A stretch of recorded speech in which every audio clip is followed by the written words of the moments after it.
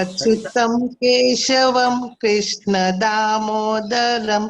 अच्युतं केशवं कृष्णदामोदरं रामनारायणं जानकीवल्लभं रामनारायणं जानकीवल्लभं कौन कहते हैं बाबा आते नहीं कौन कहते हैं बाबा आते नहीं मेहरा के जैसे बुलाते नहीं मेहरा के जैसे बुलाते नहीं अच्युतम केशवम कृष्ण दामोदरम अच्युतम केशवम कृष्ण दामोदरम राम नारायण जानकी वल्लभम राम नारायणम जानकी वल्लभम कौन कहते हैं बाबा सोते नहीं कौन कहते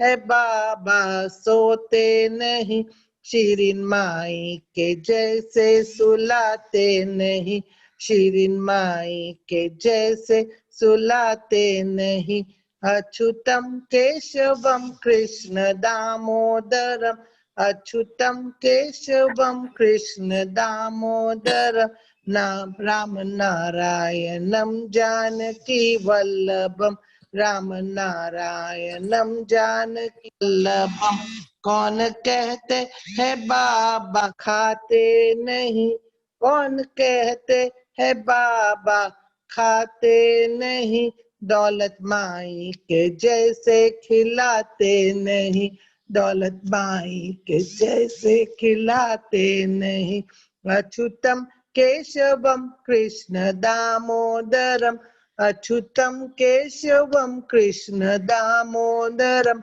राम नारायणम जानकी वल्लभम राम नारायणम जानकी वल्लभम कौन कहते हैं बाबा नाचते नहीं कौन कहते हैं बाबा नाचते नहीं मंडलियों के जैसे नचाते नहीं मंडलियों के जैसे नचाते नहीं अच्युतम केशवम कृष्ण दामोदरम अच्युतम केशवम कृष्ण दामोदरम राम नारायणम जानकी वल्लभम राम नारायणम जानकी वल्लभम अवतार मेर बाबा की जय. That's beautiful, Kashmir. Thank you. Very nice. And who wrote that? That's a bhajan. It was a song for Krishna, but we changed it and we put Baba's words. Baba's name. Right. Yeah. Oh, okay. Okay. Krishna bhajan. That's beautiful, actually. But it was definitely changed reasonably, right? Because you have to involve all the words, Baba's words like Mandali and this and that. So, that, Shirin and yeah, Myra. yeah, beautiful. Thank you so much. Remember So, when Jeff, you reach Hi, the, Jeff. I'm sorry. How are you, Jeff? I'm good. How are you, Kashmira? Good, good. I'm still in Jai Baba. now we have Alan here. Alan showed up. We are waiting when Mehrabad will open now. We all want to go there now. Yeah, it's Prakash, you're in US or you're in India? We are in the US, in New Jersey. Oh, in New Jersey. Okay, where in Yeah. New Jersey? We are in a town called Randolph, close to Parsippany or in Morris County. My sister is also in New Jersey. She's in Hackensack. Oh, okay, not far. Yeah, yeah, yeah. That's nice to know. Yeah. Does she join in the prayers? No, Okay. I will send her the link. Yeah, please do. Yeah, that'll be nice. Yeah. Jai Baba Alan, you're back. Jai Baba. Alan looks tired. Hey guys, how you doing? Good. How are you? I'm doing Yeah, all right. why? Making some dinner. Oh, okay. Go ahead. There's definitely a lot of smoke in the air. lot of the wildfires happening. Oh, right. Yeah, Oh. in California, that's Oh, sad. wow, really? Dinku, how are you? Let's see if we can wake Dinku up. Are you there, Dinku? Yes, Okay, yes, I everybody, am. Jai Baba. I'm walking the dogs, so I just had put it on silent. Okay. And How are you all doing? we are, I guess we're doing okay. Uh, You know, I mean, as long as we got Baba, you can't be too bad. Yeah. That's a good one. Got Yeah. Baba's I right in the guess we're middle. all hanging in there right now with Baba. Yeah, When Baba's got my back, I can go forward. yeah. That's a good one. Orang, I love the ones you said this morning. Go forward. I like this one. When you reach the end of the rope, just turn around. It's only the beginning. Yeah. Yeah. That's enough. I gave you too many for today. Thank you Yeah. very much. Jeff, Marge, are you still alive there? And Sham Sundar Sharma. Yeah. Yes, Jeff. Yeah. Hello, hello. Hello. Are you in Bombay? No, I am in India, Jalandhar. It is in Punjab. In the Punjab. Okay. Yeah. Yeah. Yeah, we're scattered around in America. What you have here, New Jersey, Oregon. That's another way out in the West Coast. Florida, we got Marge in Florida. Mayor Yeah. Sean down there, he's from Hyderabad. Uh-huh. Payam is from California. Dinesh, I don't know which Dinesh this is. Yes.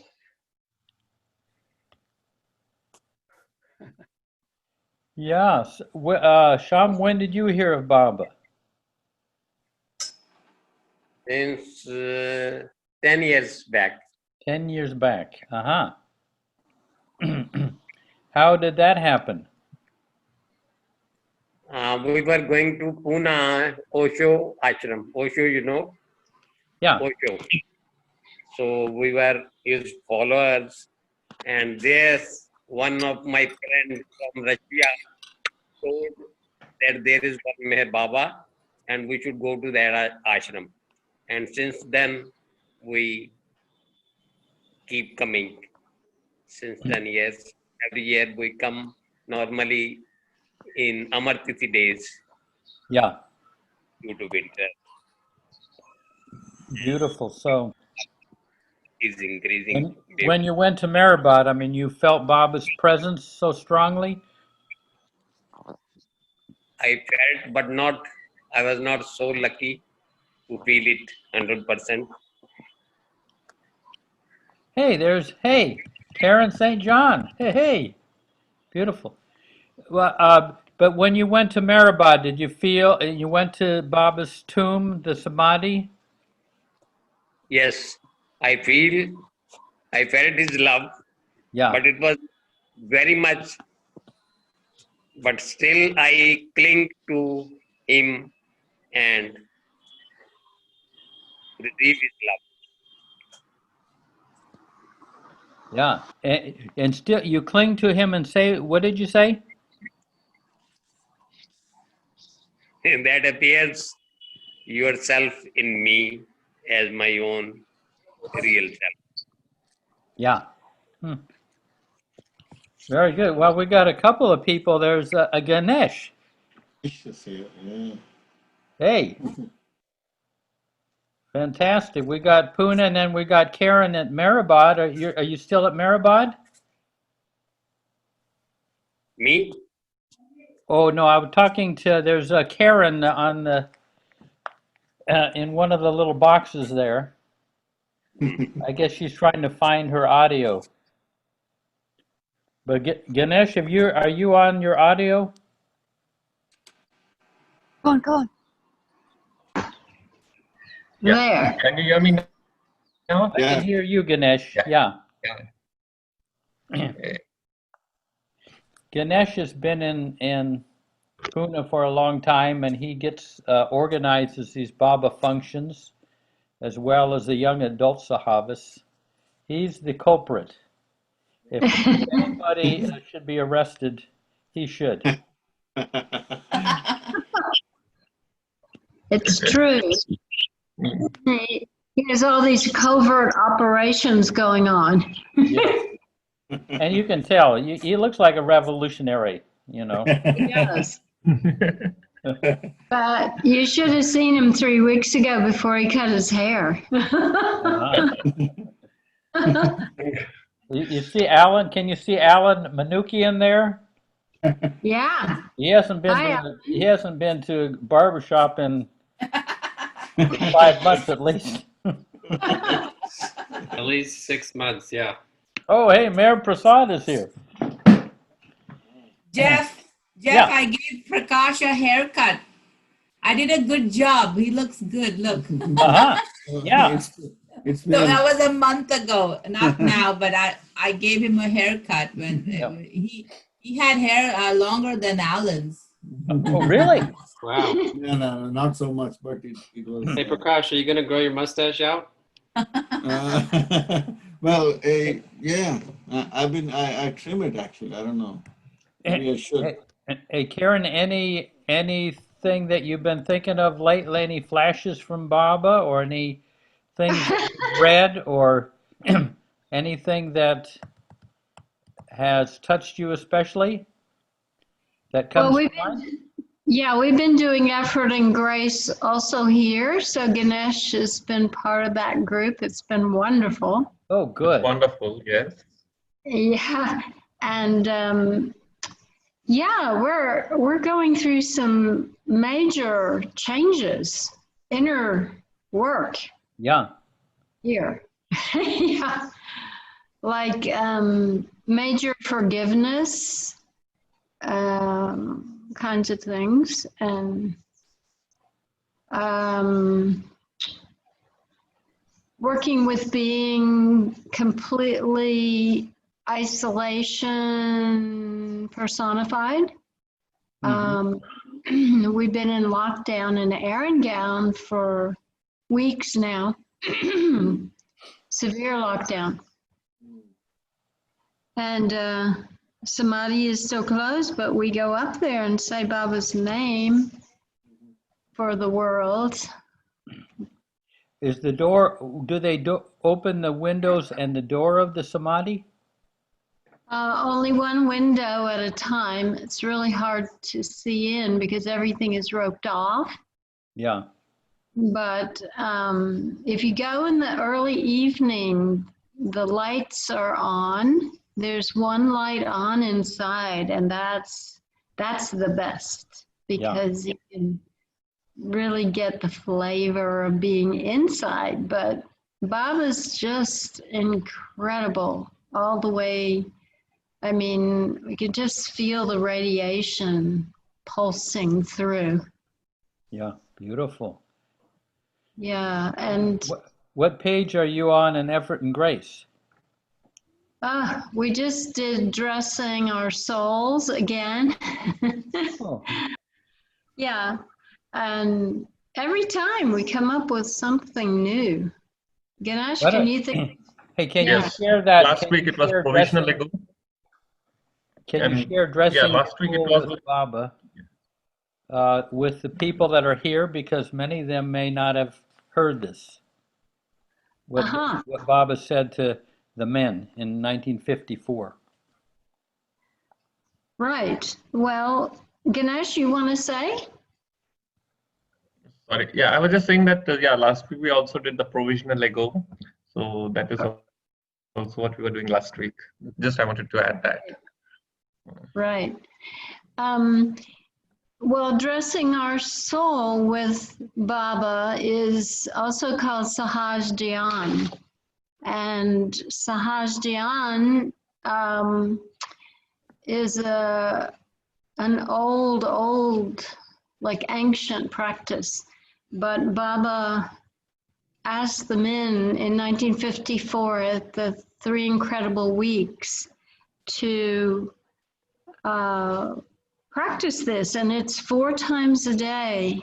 We just imagine Baba's presence, and just for a second,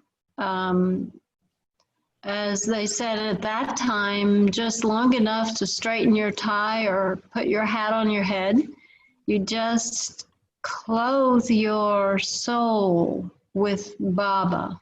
It's like putting him on like an overcoat.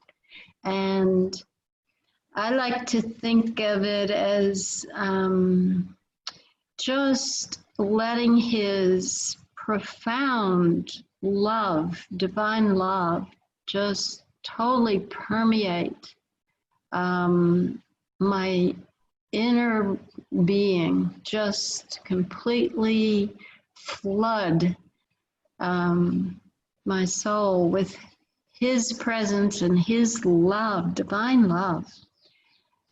And it's just everywhere. And then just go about your day. But then at these 4 times, when you awaken at 12 noon, at 5 p.m., and right before going to sleep at night.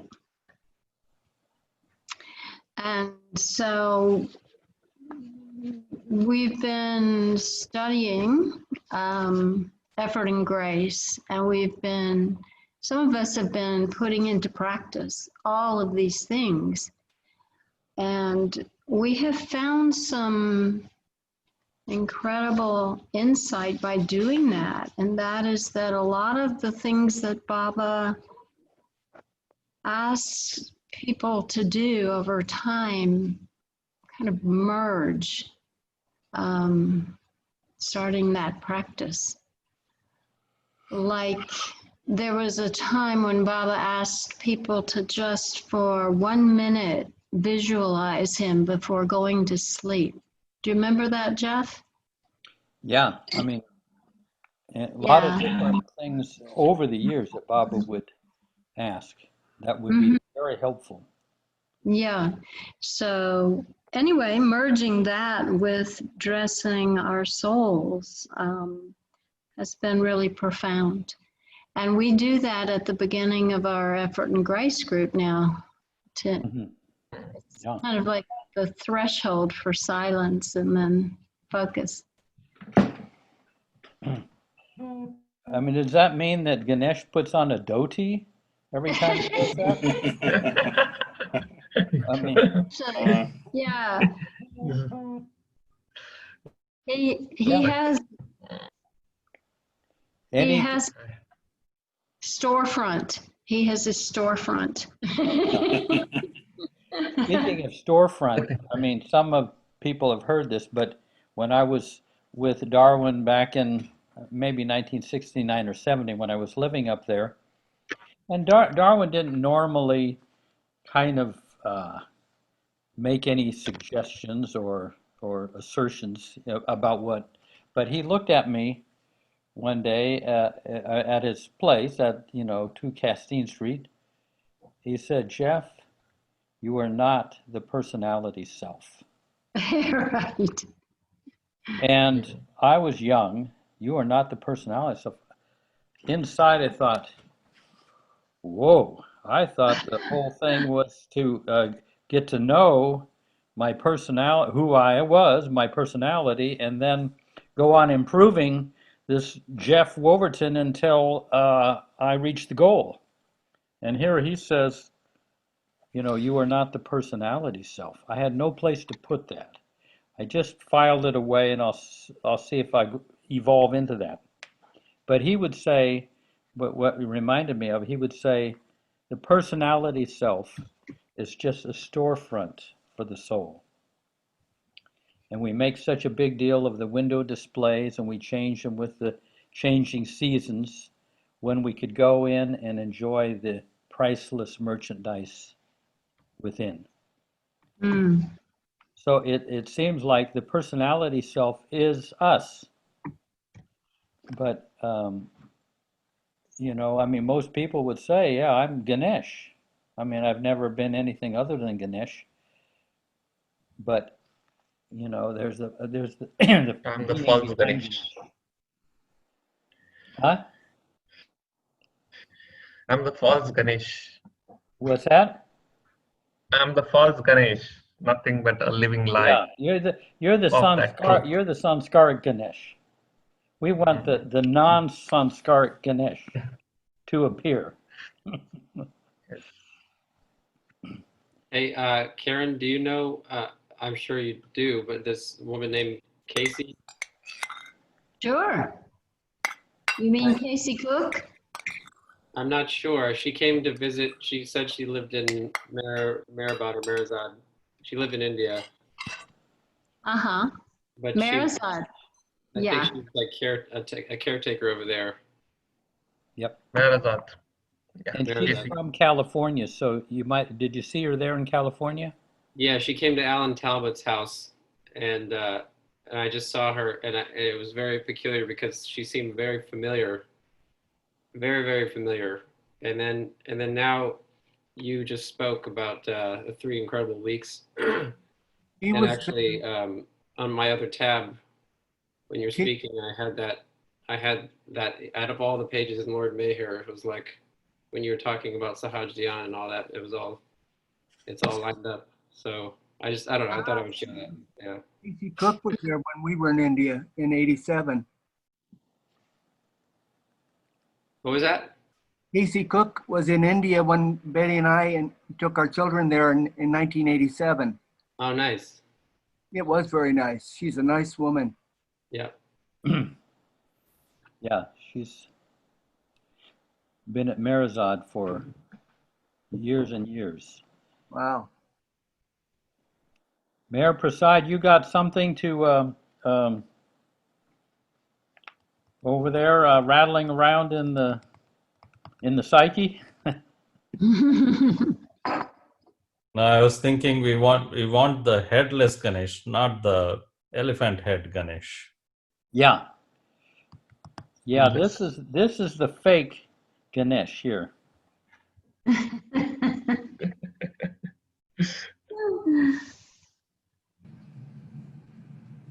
Yeah. I think Jeff 22nd is the day Ganesh is worshipped in India, especially in Pune.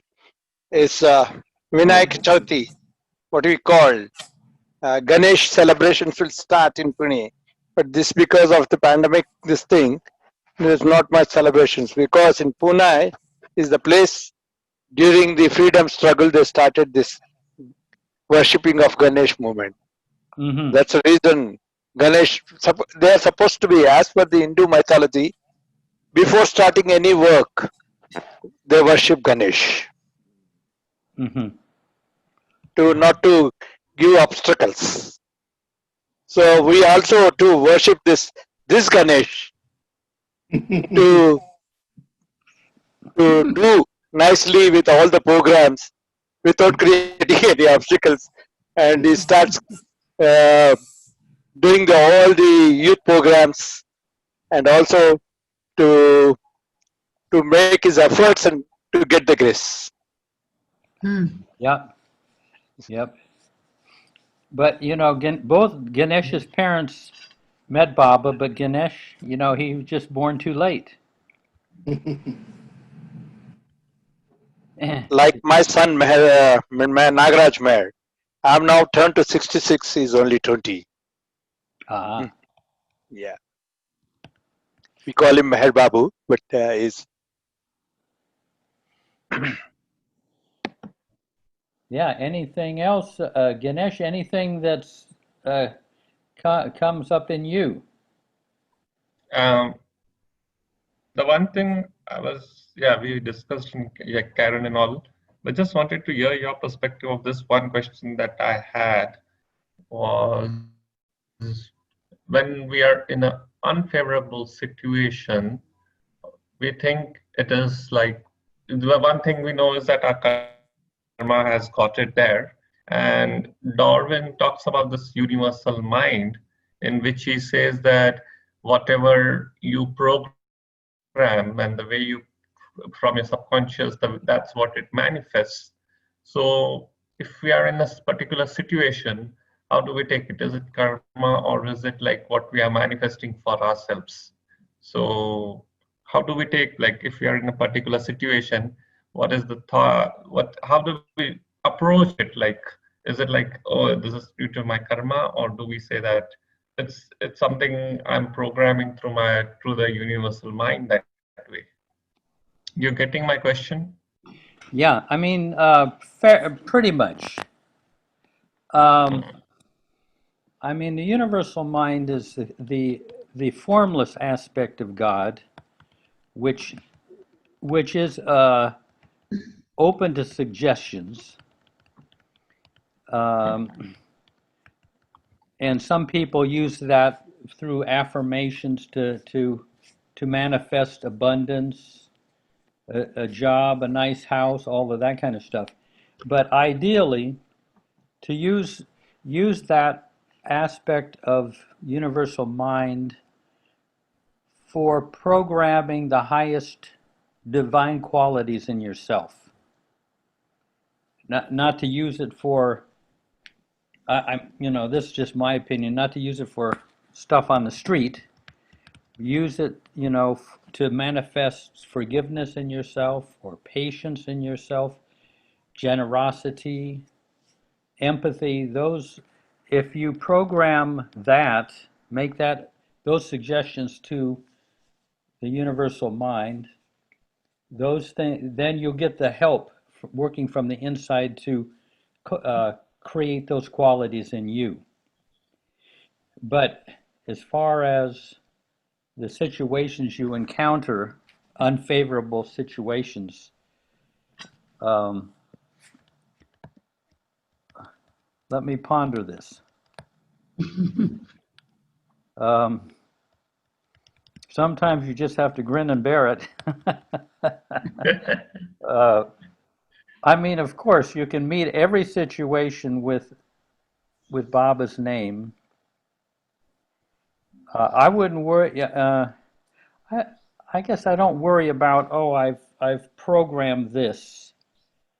Every situation you encounter, is my feeling, is your interior thrown out in front of you.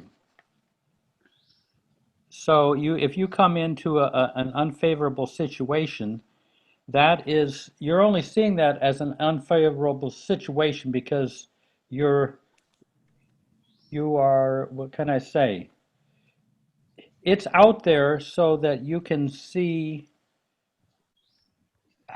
something, what is mirrored in your own, that is mirroring something in your own psyche. And you can learn and benefit from that. In other words, let me think. So is it like you're projecting out what's inside so you can actually see it and work with that? Yeah. Maybe you got it. Integrate it more, and then eventually it wouldn't be a distasteful situation. It might be something that turns positive. Yeah, I mean, like, suppose I've got jealousy in me, and I'm in denial. I don't like the feeling of it, so I'm not even going to work on it. But it's inside, and so what happens is that what does life do, or what does Baba do? I fall in love with this woman, and we go together for a while and everything. She falls in love with somebody else. Suddenly, bam! That jealousy that was hidden in me is now visible. So I can say, she betrayed me and everything, but that outer scene is reflecting what was really in me all along. And now if I can give that jealousy to Baba, not to blame her or the one that she fell in love with. If I can use this, the fact that this jealousy has been brought up in me, that's an opportunity to give that to Baba, and I'm that much freer within. Does that make sense? In other words, there's a Sufi saying, to the pure in heart, the world is pure. If it, but we are seeing things in the external world. I think Baba takes our interior, and our outer life is mirroring that interior. Yep. So we can have an opportunity to find out what we are like inside, and all the emotions that we go through. If we give them to Baba, they'll stop happening outside. If I give my jealousy to Baba, then I won't run into a whole lot of situations that create jealousy in me. I don't. So you're wondering whether that unfavorable situation, you've created it, or Baba's created it, or life has created it. Whatever, however you look at it, you can benefit by what it's telling you about yourself and what it triggers in you. And I always think that whatever is triggered in you is something that you can give to Baba, you know, and then you can get gradually freed up. Well, Jeff, what about those moments where it's like, I was talking about it the other day, like feels like the garbage disposal in my heart gets clogged with a lot of vegetation and dirt, and then I don't know the right way to say it. It's the end of the day, my brain's fried. Maybe with meat. Maybe a good meat gets in there. I can't get through something where I'm really caught in it, and I'm looking at Baba and I'm thinking of him, and I'm recognizing his presence, but at the same time that that suffering is still very vibrant in my heart and not budging. I don't know if maybe it just needs to be there for that time frame, but I'm wondering if there's a limit to, like, how much you can surrender in a given time frame. Yeah. Or if it's unlimited, if it's possible. Maybe I'm keeping myself small and not fully giving it all because I'm still holding on to something. I don't know. Yeah, sometimes you can get more than you can process in the course of a day. You may have to, give yourself some time away to process all that you've picked up earlier in the day, if you can. Right. But all of it is, Darwin used to say, whatever you give to Baba, even though it's gone forever, but there's a layer behind it that looks just like the one you gave him. So you give him that one. As many layers as you can, you give to Baba, and they're gone. It's not like they, but like I say, it doesn't seem like anything's been given to him because the layer that's just behind it looks exactly like the one you gave him. But the most important thing is, as he said, as you give things to Baba and he dissolves them, you're making more room for Baba to live in yourself. You're creating inner space. And that's making the heart a larger space for the heart. So that as your heart gets larger, then you can actually see some things. You can see the traffic that's going through, this traffic of sanskars, the traffic of thoughts, the traffic of emotions, the traffic of feelings. You can see what's going on in there rather than just being a kind of a victim of your internal processes. You get to some little space in there where you can see what's happening. I don't know if that. Yes, that makes sense.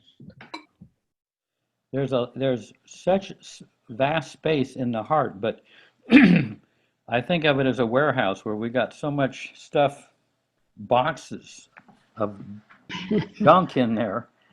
I mean, a whole warehouse full of stuff. Darwin said even the good takes up space. The good has to be given to Baba. Love doesn't take up any space. But the good and bad, even our highest good, takes up space. But then what gradually you get hollowed out so that you've got Baba, he's got some room to move around in you. He gets to, after a while, eventually, he will live your life for you. You know, or like Darwin used to say, sooner or later you discover you're nobody, and that is not an unhappy discovery. You know, you've got, you've been effaced, hollowed out, and then more and more Baba can live your life. But see, this is one thing that I've, from the interior, looking at the interior, on the superficial side of the heart, I call it the forefront. You got your desires and emotions and feelings. And at the back of the heart, at the deeper realm, you have the divine qualities that are flowing in. And the divine qualities are, they're not emotions, but like empathy, generosity, forgiveness, patience, humor. Those are all the divine qualities.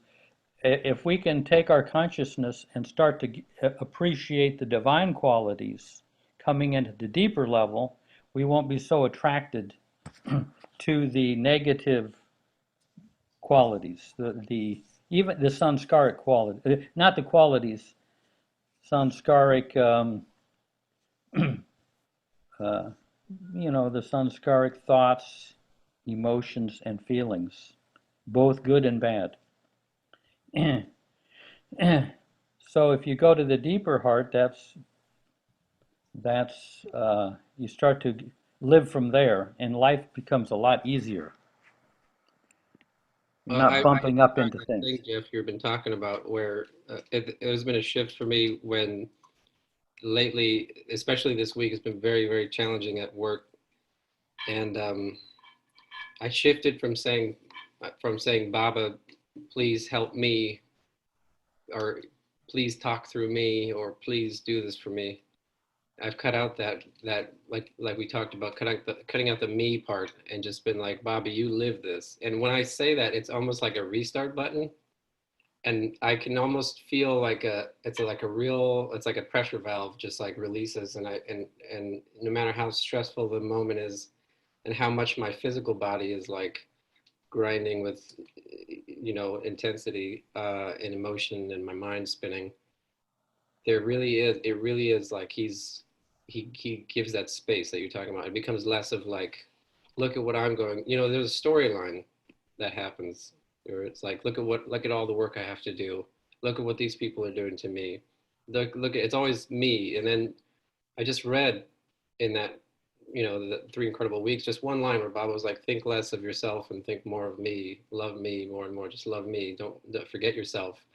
And I never really, I mean, I hear that. I've heard it over the years, but now I'm like, it really is kind of like an antidote. It's very simple, but these words are just so simple, but very, I mean, very potent if you actually effort a little bit. I mean, just a little bit. Yeah. Oh, I mean, that's massive. I've told Alan before. One time when I was working at the Gateway, I used to stay at night at the back of the Gateway on a cot, basically sleeping in an office. But I woke up one morning, this is back in the 70s, and he said, Baba said, you can live a good life, but does the world need another good life? Let me live your life. And so I was like quite surprised. I thought it was implied that he could live my life if he wanted. But I realized that He had to get my permission. He's not going to just barge in. So I got into the habit of saying, Baba, you live this day for me. You go in, you share with the people, you embrace them, you do the work. But after some years, I said, well, why am I saying you live this for me? Why don't you just live, you live, not for me, you just live this day and get the middleman out of the picture. Now, that doesn't mean that what comes through me is pure. I mean, because Baba coming through me, he has to go through my good and bad sun scars, my selfishness and my love. What comes out the front is not as beautiful as where it started from.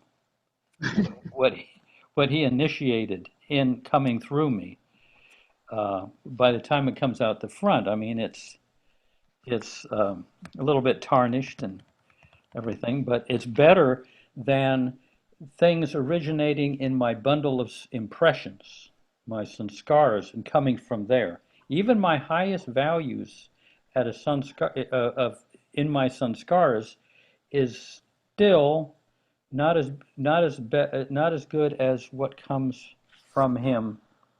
It originates in him, coming through. I mean, I've mentioned that. I don't know. Does that make sense? Yeah. Yes, that definitely. Karen is pondering there. Yeah. I think, Jeff.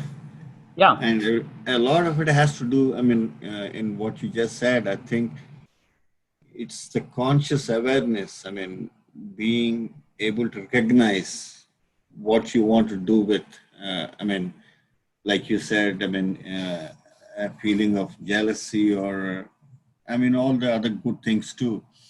Once you become aware, I mean, instead of storing all the pictures, you know, in the laptop somewhere, not be able to see, but this time we are saying, oh, let me take a look at all this. I mean, so we are now consciously bringing them into awareness, which helps work with them, I think, right? Yeah. Yeah. The thing, Jeff, I found is that similar to what you're saying, except that, you know, a few months back, I saw this message from Baba that said, mentally say, Baba, it is you, not I, who is doing this work. So before starting and after finishing any work. So what I don't do that all the time, but whenever possible, what I've noticed is that before I did all of this, for example, I was doing dishes, or I was, brushing the teeth for my dog. If I didn't say that, if I didn't say, Baba, it is you, not I, the work I was doing was not really, it didn't really have the interest in it or the care.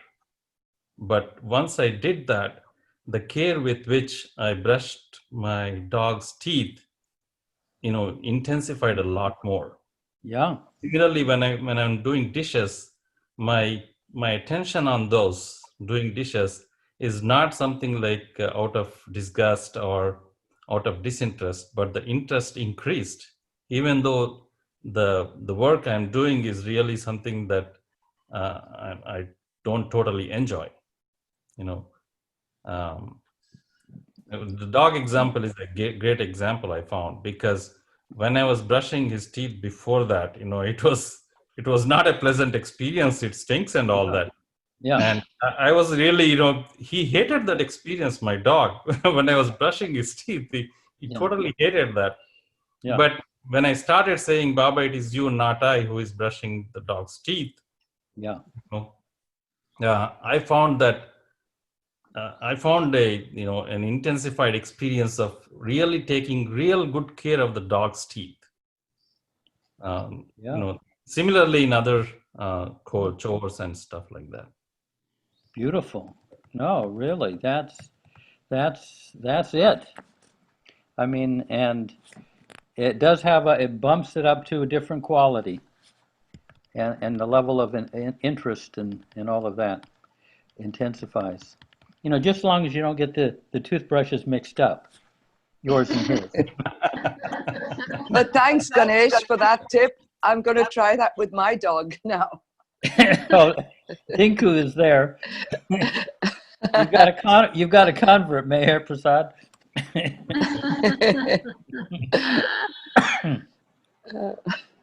No, it's yeah. Hey. Something? Go Hi. ahead.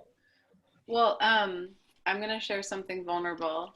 So we're Yeah. recording. So, because you're all sharing great ideas about how to just keep Baba at the center of everything. And I struggle a lot with anxiety, and especially now, but kind of all the time, but especially now.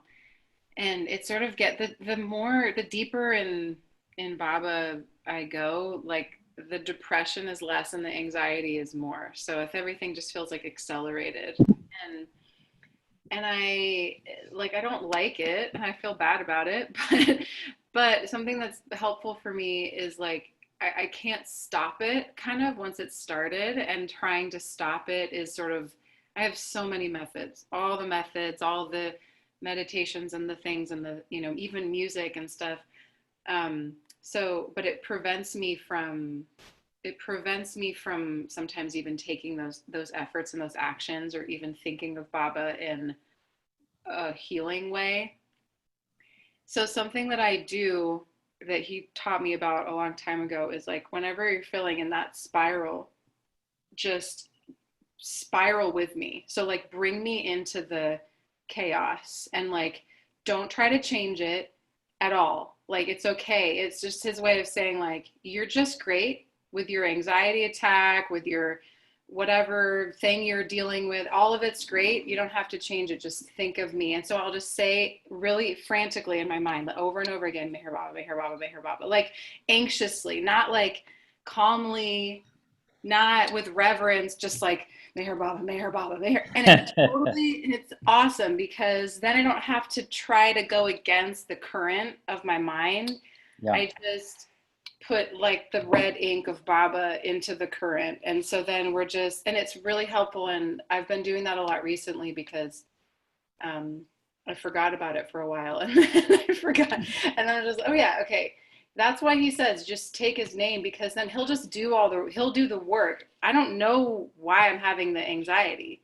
Like, I could do the list of things on my to-do list. I could do all of them, and I'll still have a big bucket of anxiety. Like, Yeah. it could be a beautiful day outside. Everyone in my family could be getting along. I could have enough money in the bank, and I'll still feel it. And I'll do all my stretches and my breathing exercises and get the exercise and, all the stuff, and I'll still have it. And it doesn't feel like it's related to, it feels like, it's a Baba gift. And it's his way of, I think, humbling me too, that when I'm like, no one likes to struggle, but I think I view myself as someone who should be a lot more on top of everything, and not struggle and not have a hard time, and just be able to handle everything and be stoic. That's kind of how I view myself, but it's just not how I am. But I view myself that way. And then Baba gives me this thing to just say, well, maybe you think you're supposed to be like that, but isn't it better if you let me be the driver of your life, instead of thinking you have it all under control? And so he just makes me feel really out of control a lot. And then I think he's just messing around, but it's nice, because now I feel closer to him in the process. But when I really struggle is when I don't remember him, and I and it happens. And then when I remember him again, he reminds me, I made you forget me. Don't forget that. Like, he's just like, I am on top of every single thing. It's not you. Like, it feels like that's a big lesson that he's been trying to teach me. Like, you are not in control of yourself at all. Okay. But then if I keep doing the Meher Baba, Meher Baba, Meher Baba, Meher Baba thing, then it's like, I don't have control, but at least I can say that. And I like think about some of the Mandli, and I imagine that as their bodies and their worlds kind of shifted and fell apart. Like I just imagined that repetition of Baba, Baba, Baba in their mind. I can just almost, you could almost hear it being around some of the mandali, that they're just saying Baba's name over and over again. So it becomes like an anchor. Yeah. No, that's beautiful. I mean, yeah, if you know, I once followed, I once spent 4 months in and behind my workday giving my anxiety to Baba. At the end of 4 months, it was still there, but it became more of a companion. What I mean is that I became friends with the anxiety, you know, rather than I shouldn't be experiencing this. I shouldn't be feeling this. Right. I became, I wasn't anxious about my anxiety. You know, I got the anxiousness out of my, but it's still, there are deep things that everybody's got some of these deep things, like a deep feeling of inadequacy or anxiety or, and they're not just going to go on some weekend seminar where you know, weekend seminar where you get rid of your anxiety or your anger.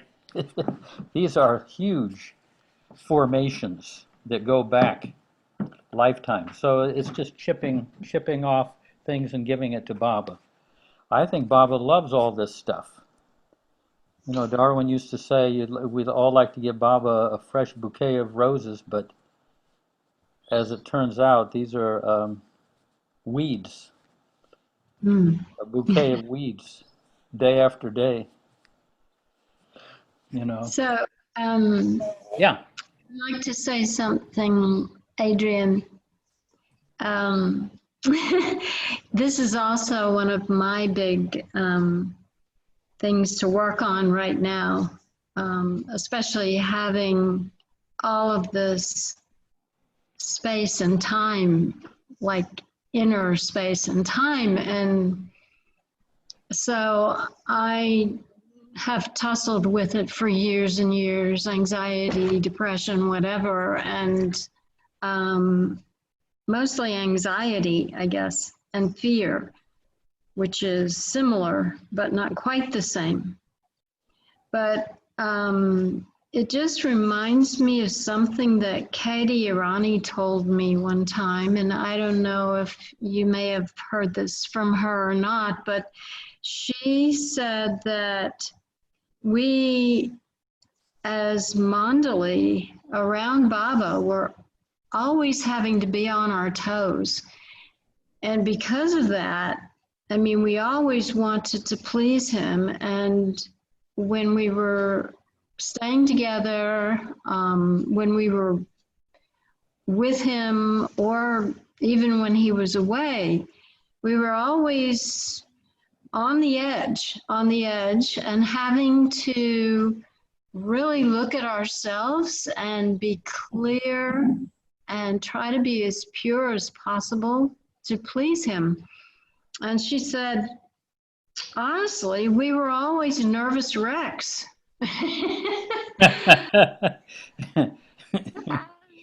When she said that, it was like such a relief. Yep. Because, yeah, and that was some years ago, as you probably can guess, but it helped tremendously because I thought, well, you know, we're having to live in this illusory world that is totally chaotic at its best, and it may be it's getting down there to the lower part. So yeah, it's as though Baba's bringing all these other things to the surface that maybe we don't take time to really work on, you know, or be with in ourselves. It's more being with them. And yeah, eventually it seems like what I do is I think about it as practicing being with him, never having had the chance this lifetime, but practicing being with him and being able to tolerate and give over, tolerate and give over.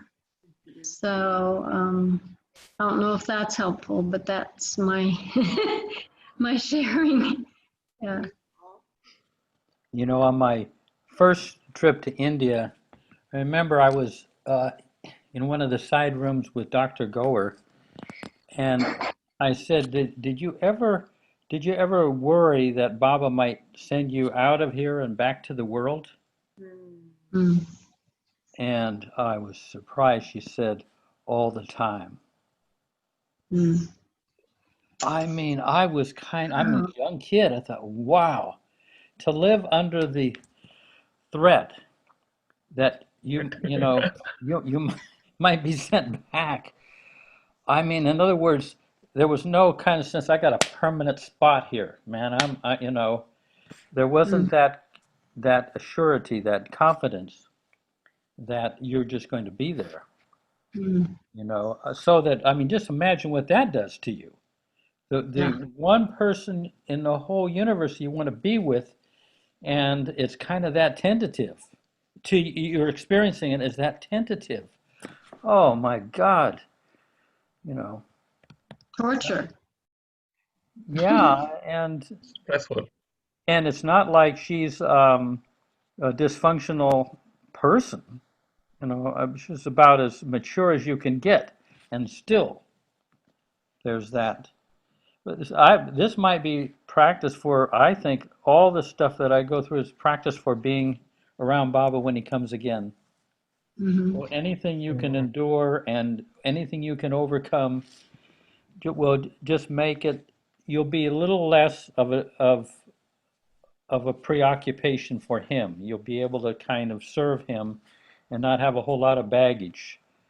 Mm. And, yeah. Yeah, Mani used to talk about be careful how you pack your suitcase for next lifetime. Yeah. I remember that. I Yeah. once asked Marriagey, what he did about worry. He said, worry. He said he went like this. Around Baba, it was like this. I was relieved. I thought he would have kind of overcome worry by the time I met him in 1970. In other words, but they didn't take it as something wrong or bad. They accepted. I mean, like Erich said, when the train would be coming, and Baba and the men would be there, and all this baggage, and the train would stop for like 3 minutes. Erich said he felt such dread in him, his whole being, because that train's only going to stop for 3 minutes. They got to get all this luggage in there. They got to get Baba in, sometimes through windows and everything.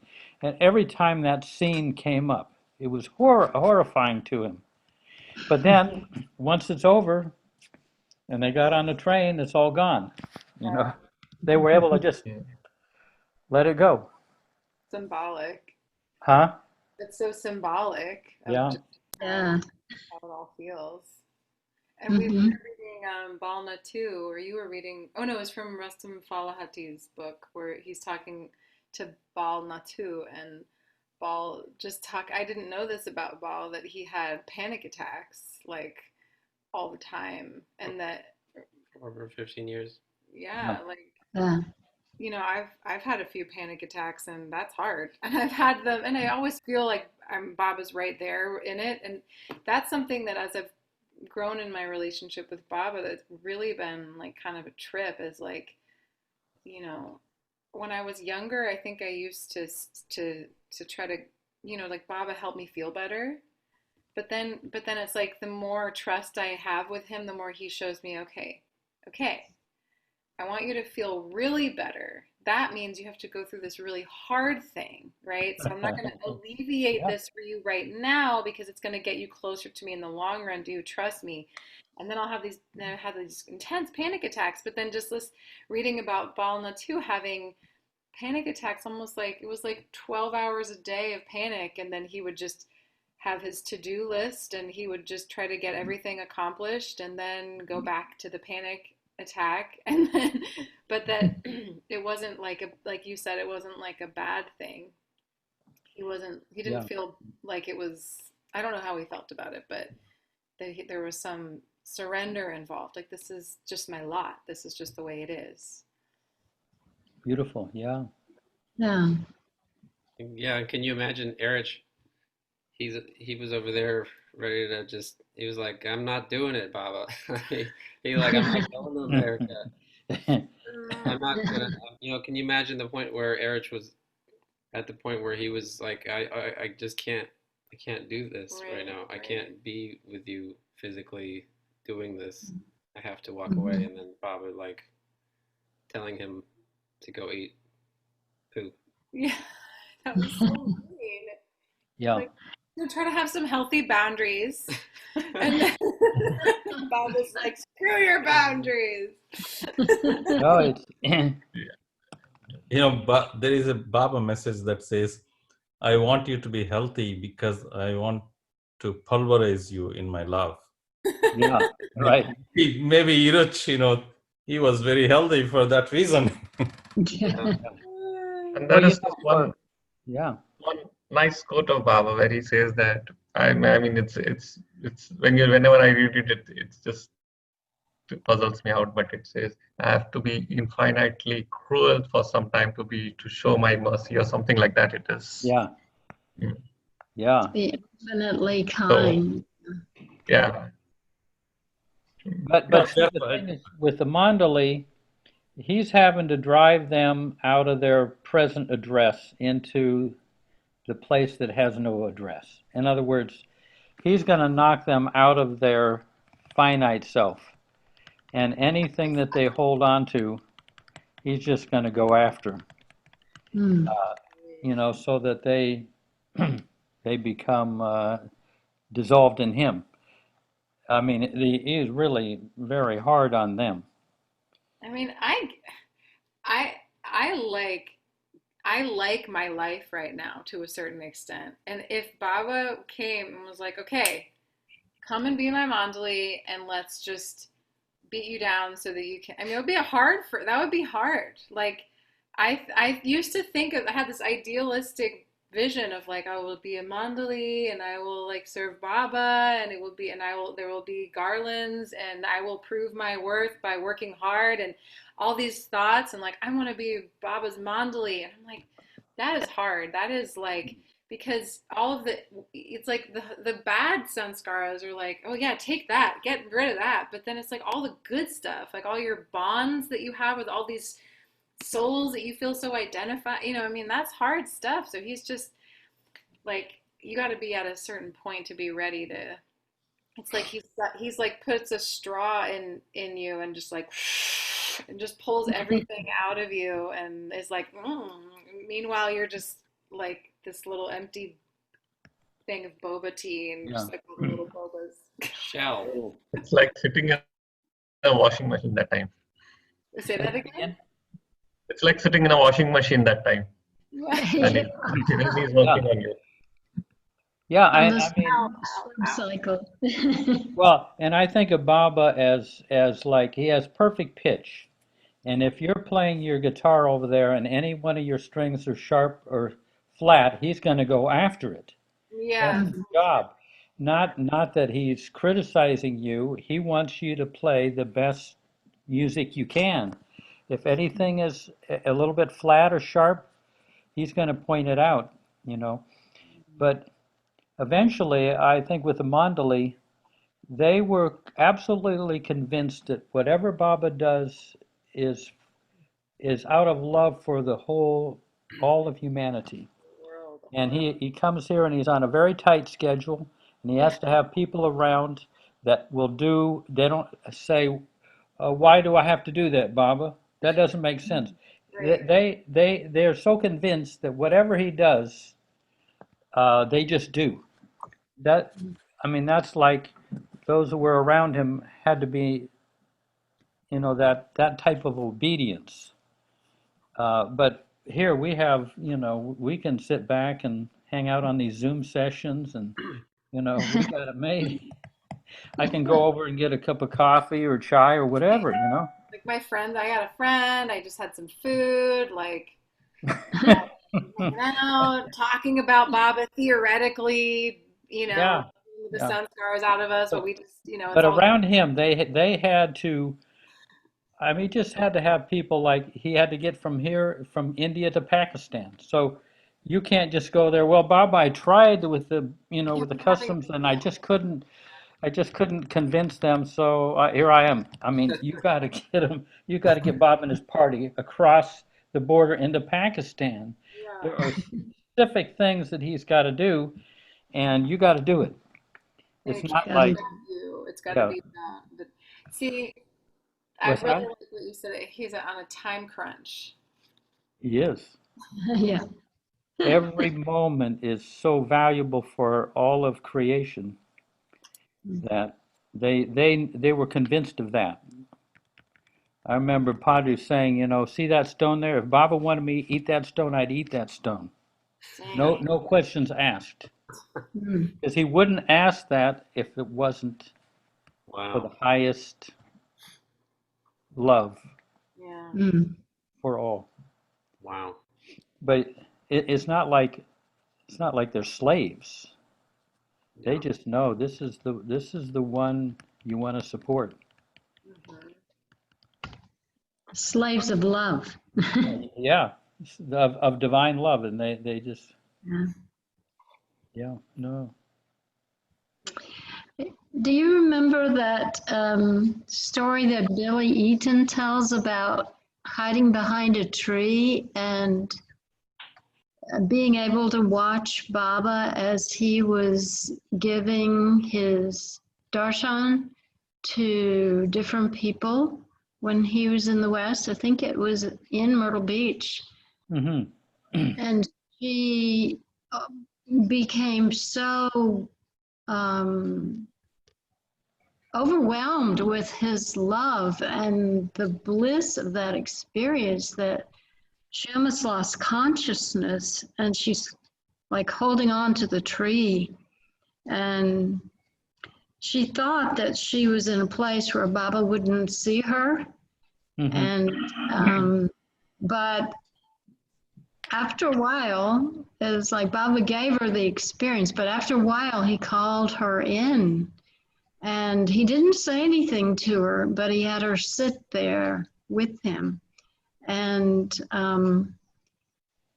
over time, she began to feel this new awareness that, oh, this is why the Mandali can be with him all the time, because they're able to not only perform exactly when he says to do something because of that understanding of love and his work, but I mean, not understanding, but just it's there and they know it and they do it, but also to be able to sustain being in his presence as he was doing all this.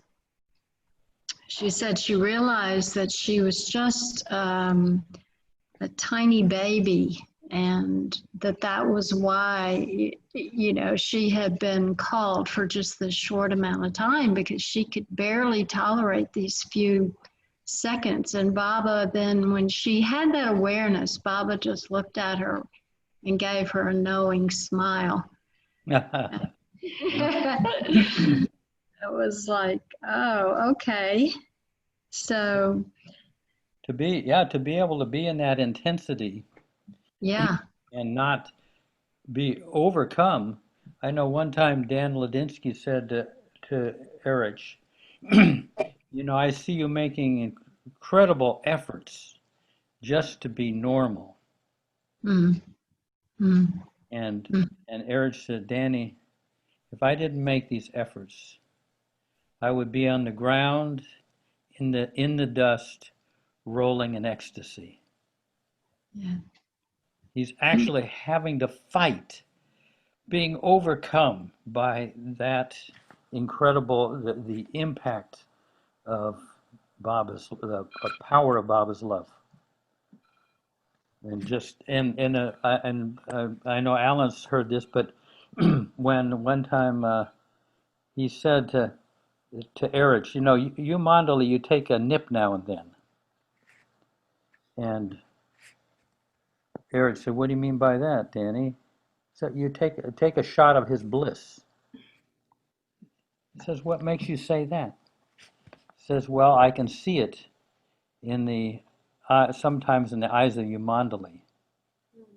And Erich said, "Danny, we are the chalices that hold the beloved's wine. Others may come and help themselves, but for us, we never take a drop." Wow. So that's, Wow. but not to be able to take a drop when you're feeling horrible and miserable and you still don't take a drop, what character that takes, what effort that takes. It's like being a drug addict and the heroin is right there on the table next to you and you don't budge. Wow. Yeah. We lost you for a little bit, Karen. You. Oh. Oh, we can't hear you. We're not hearing you. Okay. Able to hear. Still. You just have to press the unmute button on the bottom left corner of your screen. All about acceptance, I think. I mean, what's that? It's all about acceptance. I mean, taking things as they happen, and then. And so remember, we talked about earlier. I mean, bring Baba into your thoughts, be it good or bad. I mean, a way of involving him in what we do every moment. I mean, it's the same thing like saying, remember him all the time. But if you can't put him in your thoughts and say that you're thinking along with me, then it helped me sometimes. I mean, I don't do this all the time, but then whenever I have things that torture me, which I know I wouldn't think in presence of Baba, then I say that you're also thinking with me in the same manner. Then I would at least start thinking a little less of such things, and I mean, these can be the feelings of jealousy, anger, and whatnot, everything that you don't want to have. And you say that, well, if you created me, you're also thinking along with me and doing things with me. And that would probably, sort of temper things a little bit. Yeah. Yeah, excellent. Yeah, neutralizes. I mean, because we don't want him to think the way we think sometimes, right? I mean, if I have moments of jealousy, I know Baba would not do that. But if you put him in your thoughts along with him and say that you're thinking with me, then we probably will develop an attitude not to, do things. At least it'll help us reduce such things that torture our mind. Yeah, I mean, I find the disturbing experiences I have, emotionally disturbing experiences, force me to think of Baba very concretely. I might be kind of coasting along and doing nicely, and then suddenly I stumble, I hit my head on something, and now I'm thinking of Baba directly. Yeah. But all the emotions and everything can be ways, well, not only gifts to give to Baba, but also it's a concrete way of remembering Baba, I find. Not that, Baba, not that I want too much stuff, Yeah,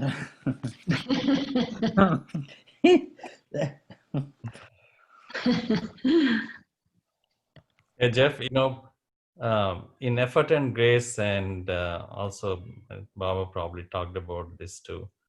There is talk about momentum and enthusiasm. Yeah. in the morning when I wake up, the first 2 hours, even though I try to bring Baba as much as possible into, into my heart. There is that the moment I can feel the moment. Whoop. Go ahead. Yeah, go ahead. In the morning, go ahead. Yeah. Yeah, at least for the first 1 hour or 2 hours, I can feel that the momentum is. I don't feel that, and that enthusiasm is not there. Yeah. I don't know what is the reason for that. It's actually during those 1 or 2 hours I'm actually remembering Baba a lot more than I do other times. But internally I can feel that momentum is just not there. I don't know if that makes sense. I don't know if you have some. Something happened with your microphone, Mayor Prasad. It started screaming at us. It sounded like we were at an AC/DC concert all of a sudden. Oh, I was thinking it was Dinesh, but maybe not. Yeah. I think Dinesh had some rock and roll going on in the background. No, you were talking, Mayor Prasad, you were talking very slow and precise, and then all of a sudden it started screaming. But I'm not sure what that was. It might have been just air. I think it's just like mic radio waves, static or something. Yeah, and you know what you're saying though is yeah, excellent. I mean, the way I kind of think of the way I wake up in my sanskars, and I wake up heavy and groggy. So now I've got to go from my sanskars over to Baba's presence, and that can take a good while. In other words, with Baba's name and centering in Baba, it can take me a couple hours until I reach Baba's presence, and then I start my day. I can start my day from there. And it's not like I do it happens automatically, because there's a certain, and especially during this pandemic, I think it's I wake up in a heavier cloud of sanskars, and it takes me a long time with Baba's name and everything to get, on an airplane when you get above the clouds and suddenly the sun is out. I have to, it takes me a couple, 3 hours. Yeah. But by 8:30, that the Baba's presence fuels my day, rather than the impressions that I woke up in. Darwin used to give this figure. I've embellished on it, but he said waking up in the morning is like arriving at a railway platform where all these trains are lined up, and he says, spend time on the platform with Baba. Don't take the first train leaving the place. The first train of thought, the first train of emotion, this first course of action. Wait until wait until Baba selects the train for you to take. Otherwise, you might wind up in Pune or someplace like that. No, might wind up in Newark, New Jersey. Then you've taken the wrong train.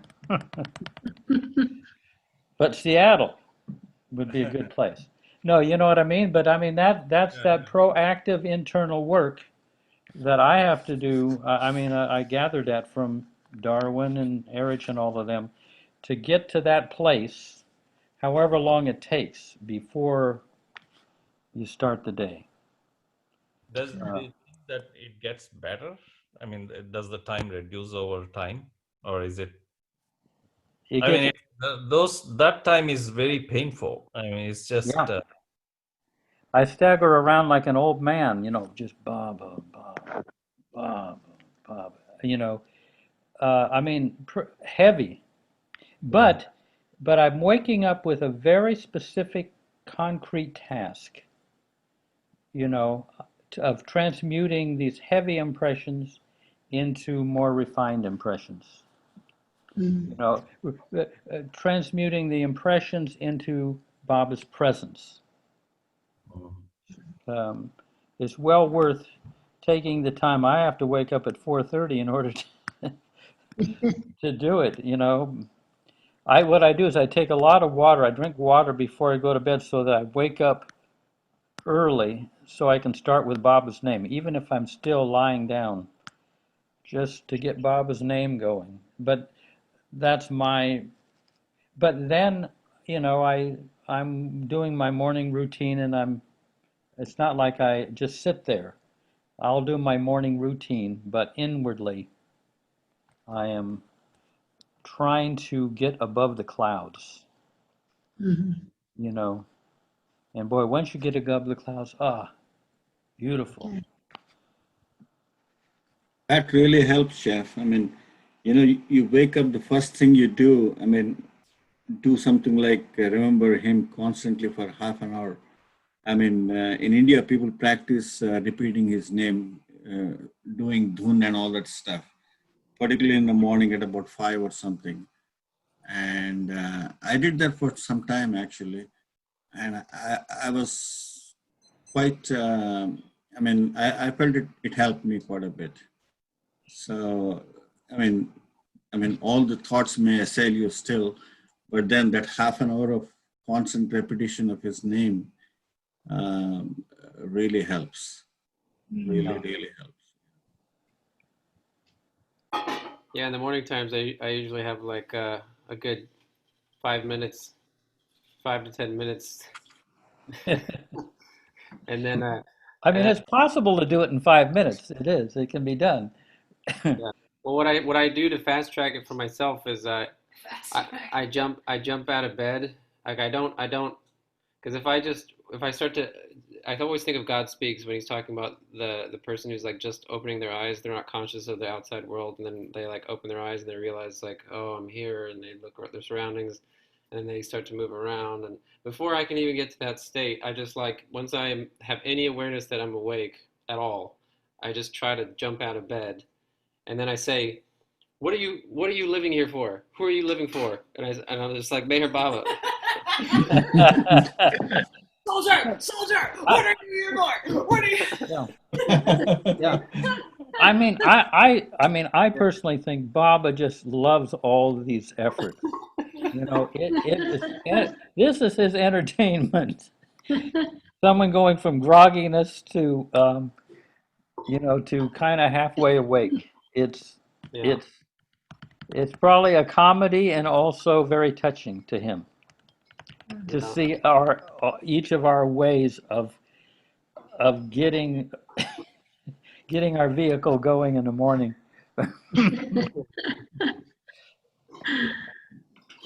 Jeff. Yeah. Yeah. Sorry. Yeah.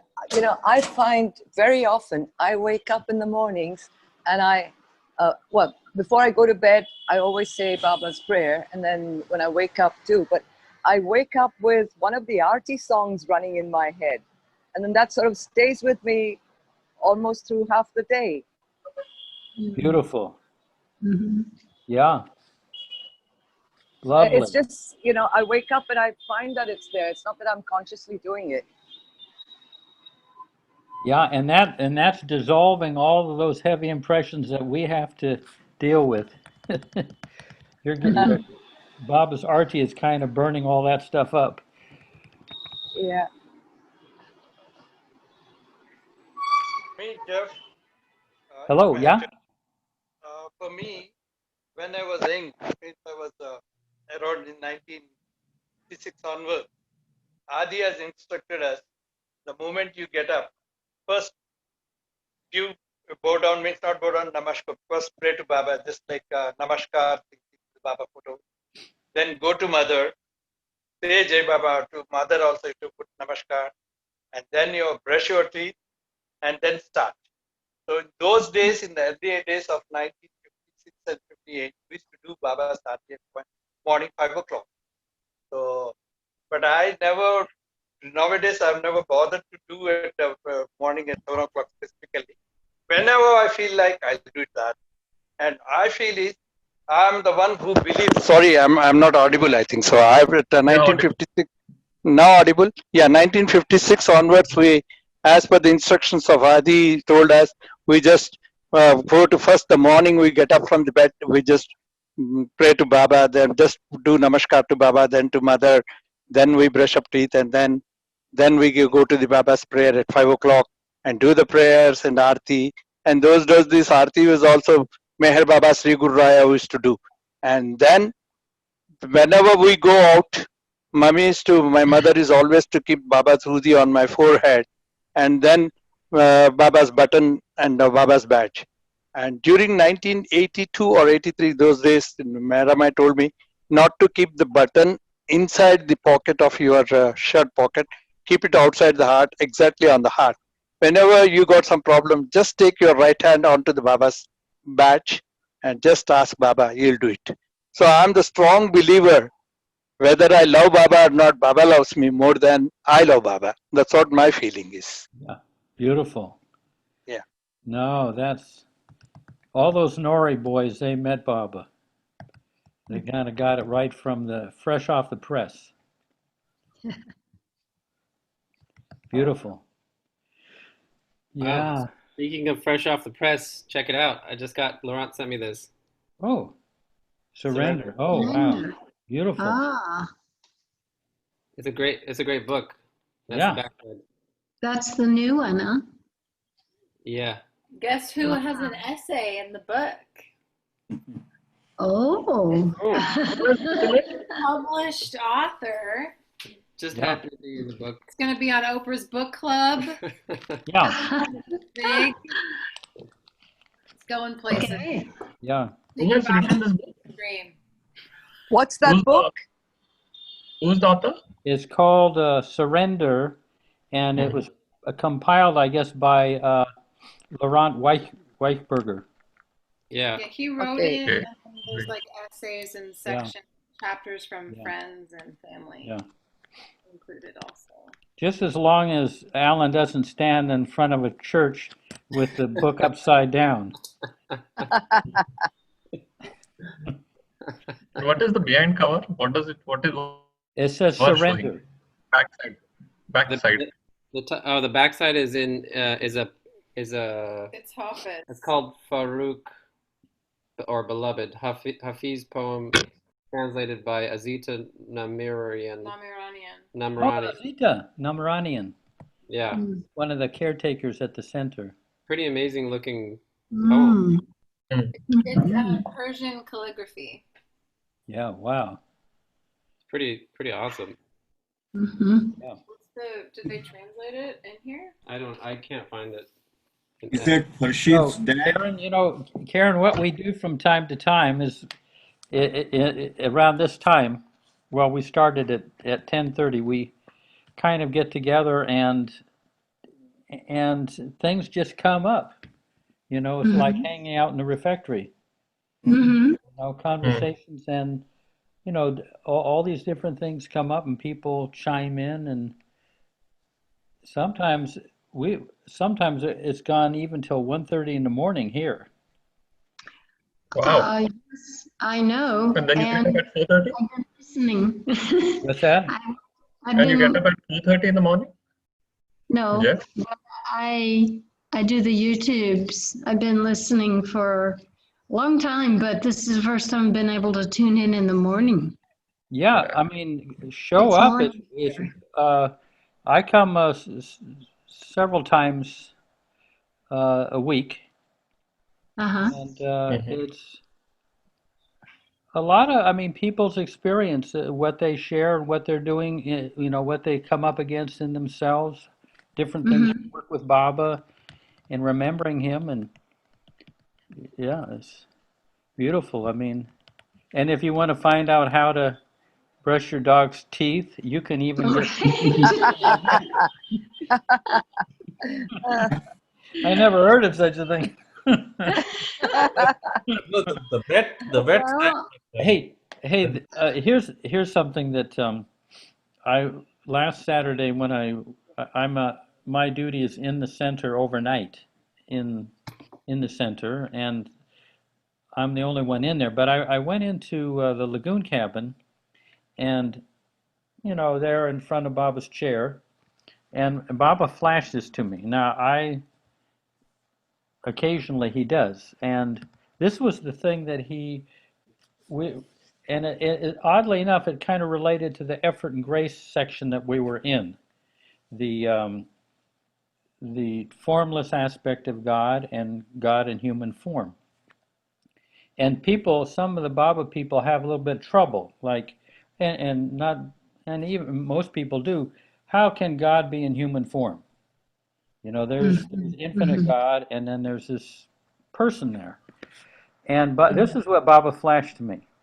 If you think of infinite God, God himself, the formless, as a puppeteer, and the avatars are like puppets, hand puppets. You can't say that the hand puppet is separate from the puppeteer, or that the hand puppet is inferior to the puppeteer. You know what I mean? They're just one and the same. So I thought, wow, that's kind of interesting. Yeah. It's not anything that I was thinking about at the time. It just popped that in. Uh-huh.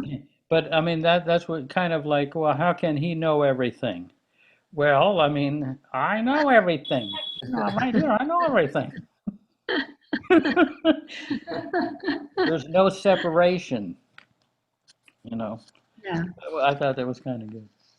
That's cool. Yeah. And we were, yes. There's That- Mama there.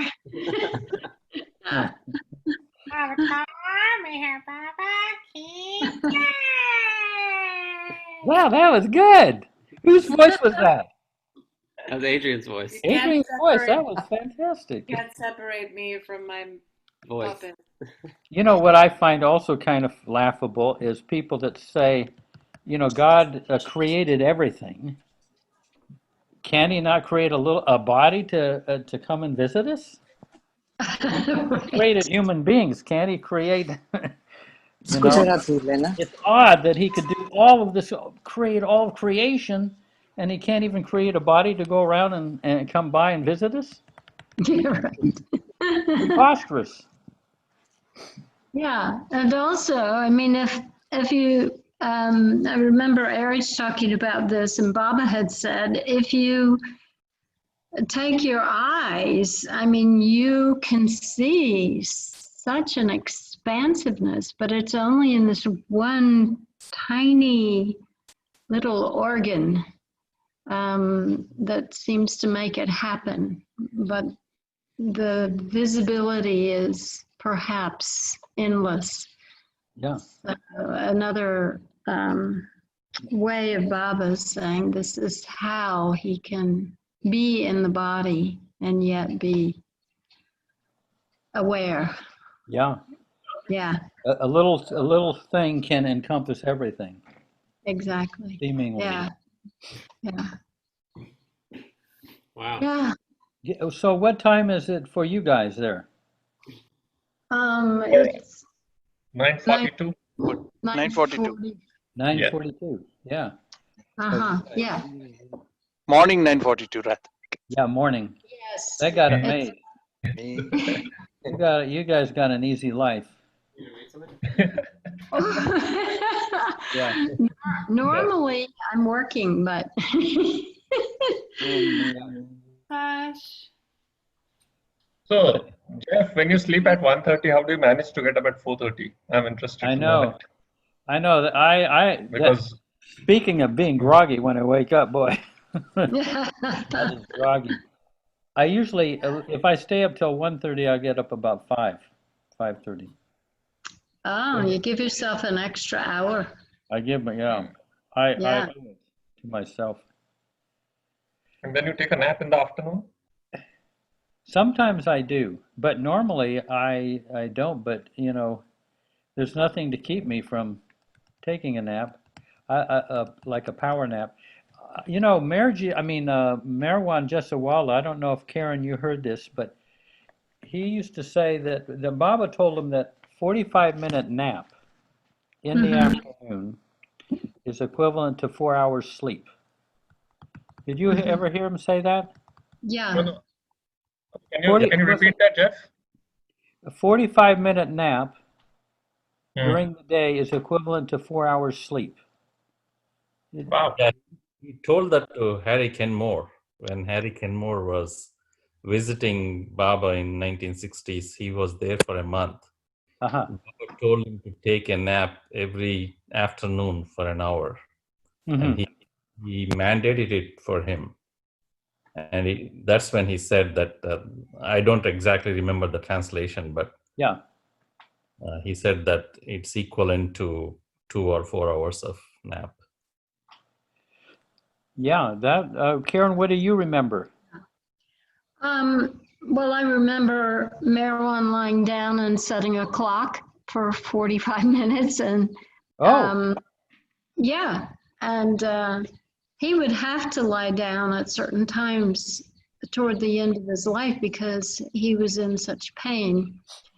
But he was very careful. If he lay down, he was doing something with his mind, except in the afternoons, and he would take a 45-minute nap. Yeah. And then he would get up and do other things at his desk, sitting up so that he wouldn't fall asleep again. And yeah, he was a firm believer in that and practiced it all the time. And he did say that Baba had said that. Yeah.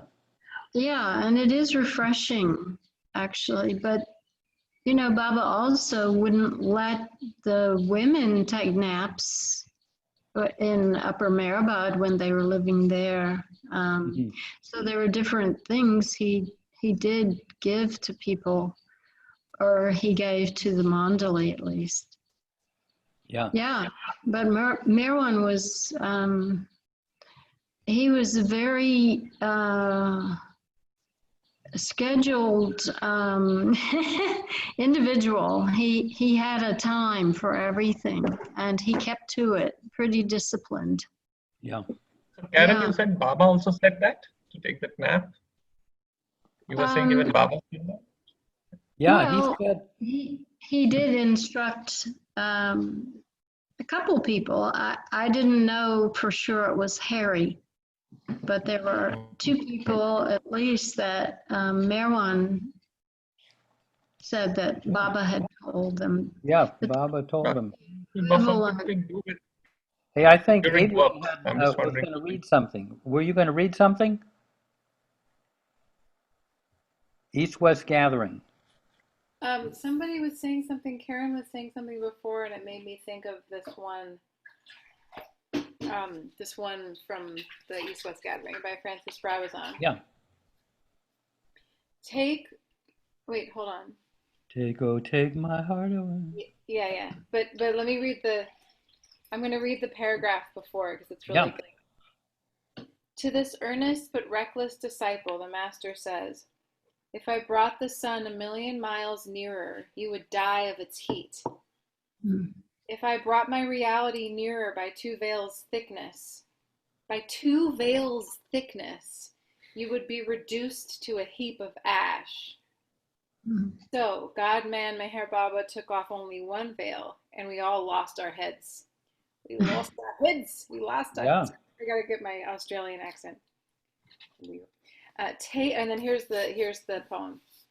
Take my eyes away, memory be erasing, or myself I'll surely slay by on Meher gazing. He came for our sake, you say, God with manhood blending. But I call him break of day, where night has its ending. Take my ears away, that his words are hearing. As myself I cannot stay, if his love I am bearing. He is peace and love, you say, Godhood to man bending. Dawn is fair, let it delay, or what of suns ascending? And then this little paragraph after the poem. The veils of the beloved are mirrors to the lover. What is seen in a mirror is not reality, but a reflection of one's own desire. But since the lover is drunk, he takes the reflection of his desire as the reality of the beloved. Ooh. And then there's more, but that's good. There was a guy, David Mayatki, who Yeah, I love him. who put that music. Yeah, we love David. Take my heart away, memory be erasing. For myself I surely slay, by on meher gazing. What's the next line? You came for our sake, you say. You came for our sake, you say, God with manhood blending, but I call him break of day. La da da da da da. Where night has its end. It's a beautiful song. It is. This guy is such a great singer. Yeah, have you heard he's got an album where he sings these songs. Bye, my Yeah. head sad. Way back in '78, I think. He did that. It was beautiful. I wrote a version of it too, but I kind of messed it up because I changed words. Mm-hmm. So it was more of a tribute to the original song. But it was take my eyes away. Ooh, memory. No, wait. See, I changed it already. Take my eyes away. Let me not see anything unless it's you. It was like kind of my interpretation. Anyway, I don't remember the rest of it. Yeah. It's on my album. You know, Darwin was looking at, speaking of veils, Darwin was looking at Baba one time. I think it was in 1954 in the what's now the museum room. Baba said, let's stop and you look at me for 5 minutes. And he was looking at Baba, and Baba began removing the veils right there in front of his eyes. And he removed them until Darwin was face to face with the ocean of divine love. He said, you can see divine love. And Baba disappeared, and then gradually Baba brought the veils back, and there was Baba in front of him. So there's the formless and God in form right there in a 5-minute span. I had an experience once where, and I think based on, I think I like might have been like wanting, or I think in my lifetime I've had periods where I've sought sort of these experiences of expansiveness, and I had this moment. This was like last year. It wasn't that long ago. I was driving, and I was thinking a lot about something cosmic, and then I just was approaching this intersection, and all of a sudden I felt this like, it was almost like a hair. It was almost like a hair's width of how we're all one. Like I just could suddenly felt that you and I are not we but one. Like just Baba just gave it to me, and then it kind of like cracked open this, how this is all an illusion, and I freaked out, and I it was not a graceful experience. It turned into a panic attack because I felt like I was like going through space and time, and I was trying to grip on to reality, and Baba was saying, but see, it's not reality. Like the earth is, this is all, and then I had this whole panic attack, and this was partly connected to, I was talking about panic attacks earlier, but I did, and it lasted like the whole rest of the day and night, and then when I got through it, the thing that Baba kind of said was like, just, there was some kind of moral of the story, but basically like, it sort of turned off my own personal fascination with those types of experiences. You know, like with my longing for them, and then it was just like it needed to happen, but Baba just kind of eliminated my desire, because I think I was desiring that from an ego kind of maybe place, and then he kind of clarified, like, you're not ready, you know, if you want to, because what I felt was like I understood how people can really get unhinged in life. I understood how people who aren't trained spiritually or don't have that foundation of Baba, don't have him to hold on to, you can really, and even if you do, you can really lose your mind, you know, like you can really lose track of it. And he kind of opened that door to me for a second and then closed it, thank God. But it was just kind of interesting experience. I never told anybody about that, or maybe I did. I don't think so. Yeah. No, yeah, you can get in over your head. Here's an interesting thing. Back in the 70s in Mandalay Hall, Karen, you might find this interesting. Back in the 70s in Mandalay Hall, we had been talking about the lower self and the higher self. And the discussion had gone on for about an hour. And then there was kind of a pause. And I piped up, this thing came to me, I said, Erich, I have a feeling that what we've done is we've divided the lower self into a higher and a lower, and the lower part of the lower self is trying to realize the higher part of the lower self, but the higher self is something altogether different. And Erich looked at me like, you know, shots an acknowledgement. In other words, what it means, the whole spiritual path is just the higher side of the lower self.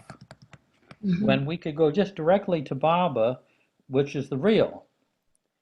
I know Adi used to say that the difference between someone on the gross plane and someone on the sixth plane, someone on the gross plane is drowning in 6,000 feet of water. Someone on the sixth plane is drowning in 6 inches of water.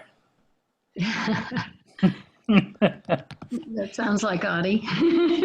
Yeah, he used to have these great sayings. But I mean, that made a profound impression on me, that the whole spiritual path is just the higher side of the lower self. That's why Baba says, forget about spiritual experiences, because we got to turn, you know, toward him, the real, out of the whole illusion altogether. I had a dream one time where I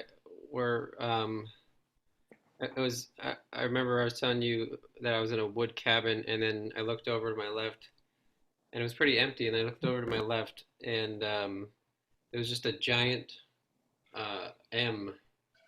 letter M, broken into the wall, broken into the wood frame, and not like McDonald's, but I was like, it was like a capital letter M. And I remember looking, I was like, that's strange that there was somebody, it looked like somebody kind of like punched through like an M, like with their hand. And I looked through, and then I realized that when I was looking into the letter, that the space from the wood to that space right there, when I was looking at that space, it was millions. I mean, beyond, it was like galaxies that went beyond. And I was like, that's a lot of stars for me to see on this level of Earth right now. And I'm like, am I on Earth? And then all of a sudden I kept looking.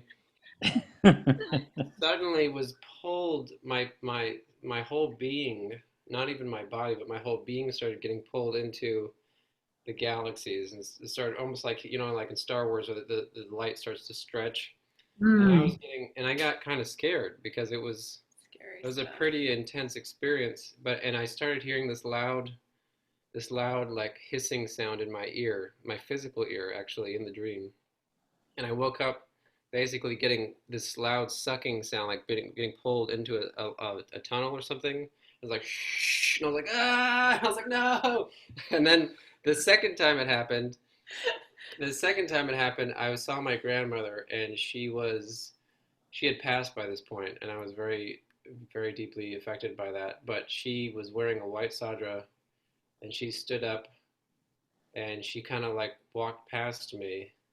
And as she was walking past me, she was getting younger and younger, and the sadra was getting bigger and bigger on her, and getting, more scrunched on the ground as she walked to the bathroom door that I used to always watch her go to. And she was a little girl by the time she got to the door. And then I looked back at the room, at the bed that I remember her always laying on, because she was, by the end of her life, she was always in bed. And I walked over to the bed, and I laid down, and I looked up at the ceiling, and I was like, Baba, just take me. And instantly when I said that same experience started happening, where I started getting pulled up in towards the ceiling, and this loud sound in my ear, and I was like, ah, no! And it was like pulling me really intensely, and then I wake up. And then the third time this happens, I remember I was actually in prayer. I was in deep prayer to Baba in the middle of my dream, and I didn't see anything. I just had my eyes closed, and I didn't know what form I was in, or if I was in this form or not, but it felt like me saying it, my mind, the way I talk. It was like, Baba, please take me away from this world. Take me away from everything. Please, please take me away. And like very, just at the bottom of my heart, really wishing to leave all this. Please let me be with you. Please, please.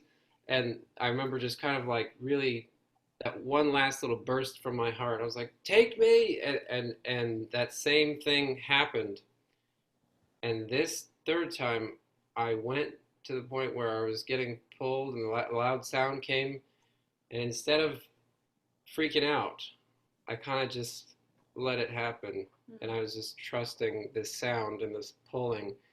And by the point where I almost could not feel myself breathing physically, it was like the tiniest little hair. I said, I'm not ready. And I came back. Uh-huh. I came back. I was like, I'm not ready. I'm actually, no, that, it was just the last little second of like, It's not gonna work for me. I can't.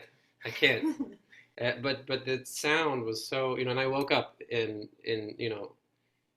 just woke up in that position of prayer, and I was like, Cool. but I knew that I'm not at that point where I can really say like, Baba, just take me with you. Like, I'm ready to just go now. Like, I still have something to do here, I guess. But yeah. Glad you came back. Yeah. Don't leave me. Don't leave me alone. Sorry. Well, luckily, Baba's trying to tempt us into what Rumi calls the placeless, to leave the vastness of creation for the placeless. That a timeless and placeless realm, I guess you might say. So we don't have to go out and check all that stuff out. But one time I was walking by the far cabin, and Baba kind of flashed this to me. Would you be willing to live on the dark side of the moon?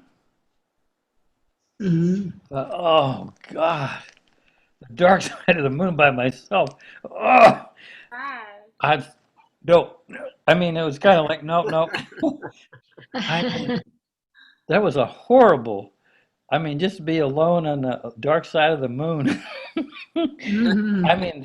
That was, it was kind of like surrender. Surrender was going to be that bleak, or that impossible. And I just said no. Wow. I can't do it. It would be like, you're on a spaceship and you're trying to land on the moon, but you miss the moon, and you're just going on until you die, You lose all contact with everybody.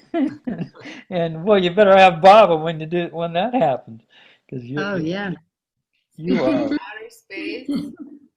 Speaking of dreams and outer space, I had a dream once where I might have told you this already, Jeff, but tell me if you already know it. But I was in a spaceship, and then they like opened the hatch, and I was supposed to go to like fix something, or I don't know what happened. But all of a sudden, I'm like shooting out of the like hatch thing, and I'm like, whoa! Like there's like a little driveway, like in sci-fi movies with spaceships, and they like open like a door, you know, a thing, and I would go like, oh no! And I'm just flying out of this freaking spaceship and out of outer space, and then this guy comes after me, and we're all wearing space helmets and stuff. I'm like, you don't have to do that. You're like, now we're both out here. And so then, but he just like stayed with me the whole time. And then we go from like, there's like another space station, and then I get kicked off the space station, and he keeps coming after me, and we're like out and just like floating, like, ah. And then it kind of stopped being cool, and it was just, and then I like found a space station and like was working out more sanskaras with people from past lives. But then I woke up and I was like, who was that? And then Baba like smiled at me in my mind with his mustache and was like, it was me. Like, I will never let you go out. It's like I had to go out and be floating in outer space. It's the worst feeling. It's the worst feeling to be floating. And I mean, I've never actually done it in this life. Maybe I was an astronaut in my last life, or maybe I was on another planet where they just do that kind of thing all the time. Or maybe I just watched too many movies. But it's not a good feeling to be floating in outer space with no tether. But if you are, it's better to have a friend. Better to have your friend. Beautiful. So that's what you, and then I started to have these waking, not visions, but experiences of every time when I would close my eyes and get really still, I would feel myself dropping both down and up into the void. I just felt like I was in the void. I was just closing my eyes and just sit quietly, and then there I was in the void. And I was like, oh my God, like, where's the ground? I'd open my eyes and it would kind of go away, and then I close my eyes and it would go back. And then I don't do drugs or anything, but I was just, I was in this experience of feeling whatever the void might be. And then I read this, I started singing, I'm singing in Persian, and I was translating one of the poems that I was singing by Hafez, and it was all about like just the profundity of the beauty of the beloved, and the ache that the lover feels in just trying to explain how beautiful the beloved is. And that is what this ghazal did kind of saying to me.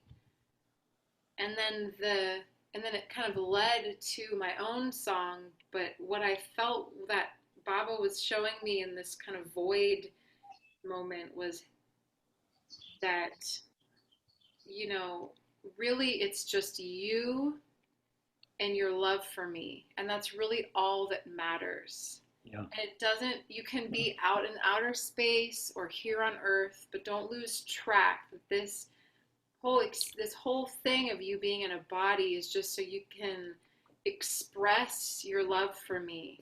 That's really the ultimate point of it. And all the karma and stuff is just, it's on one hand it's a distraction, but on the other hand it's part of the spiral inward back to Baba. And so that was kind of like, I just got to feel that in my body, and you know, beautiful study and singing, and it was nice. Thanks for listening.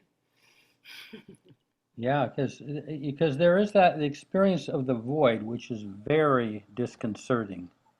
If there's not love in the void is terrible. It's awful. So and I remember one time when we were young, we were giving up things right and left and trying to control our desires and wants, and we went to Darwin and we said, Darwin, we feel such a void and everything. And then he kind of, in front of his heart, he lifted his, I don't know if you can see, but he went like this. He said, Lift your spirit up. There's a lift it up into the fullness that's also here. And he did that, and we just felt the fullness. And it dissolved the void. It filled the void. The song that I wrote is called Love Song in the Void. And the way that he kind of, well, it has three names. It's Love Song, started out as Love Song to the Void, because I realized that what I thought was the void was actually just a taste of Baba's creation. You know, it's just like, or something. It was just this like mysterious, it was like beyond space. And so I wrote it as a love song to the void. And then it was a love song in the void. And then it was love song from the void. So I'm not sure which one it is, but the feeling of like being with Baba on a cloud in the void writing this song, it's kind of like the way that it, like looking from the void to the not void and realizing that both sides are, like, it was Baba was with me in the void, but then he was also not, so that I could think about him externally. It was kind of cool. Yeah. No, the void is something to be avoided. I mean, enough love has to get in there, otherwise it's very disturbing. And a lot of people live in a void. They're up in their head, which is very much a void. And life is very meaningless, almost meaningless and aimless when you're in your head, which is like a massive void. I mean, yeah.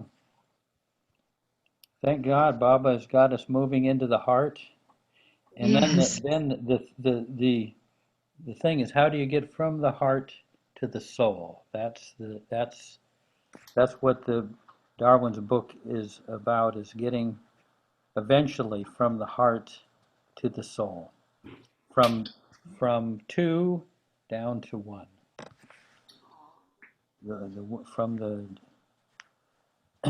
From lover and beloved to just the beloved. Yeah. I was trying to describe to my mom that the soul is not going through the emotions and the feelings and the ups and downs, and that we are all a drop. We all are like part of the drop of the ocean, and she didn't really, that concept for her didn't really. She's like, but what do you mean? What about when I say like my soul felt sad? And I was like, well, your soul doesn't feel sad. Your soul is just perfection. It was like, well, Yeah, you know what Baba says, Ganesh, you have to head? Yes. Yeah. Hey, Go ahead great to now, see so you. I need to. I'll see you on Sure. Friday, right? Friday. Yeah. That's tomorrow, right? No. Friday is your Friday, is my Saturday morning. Oh, okay. Yeah, that's my Saturday. Okay. Thank you all. Good. Yeah. See you, Ganesh. Good night and good I day gotta to go. everybody. Jai Baba. Okay. Alan, Jai what was Baba. that you just said? I just said that. You mean like about my mom and the soul? Oh, yeah. Okay, I got it. Here's an interesting thing. This is the definition that Baba gave, the difference between the spirit and the soul. He gave a definition back in the 30s. And your mom is saying it right, really. Ah. When the soul is in creation, it's called the spirit. When the soul interfaces with creation, Baba calls that the spirit. Wow. So if you feel something in your soul, you're really feeling it in your spirit, which is really the soul. I see. As it interfaces with creation. I mean, they're really one and the same, but one has got a foot in creation.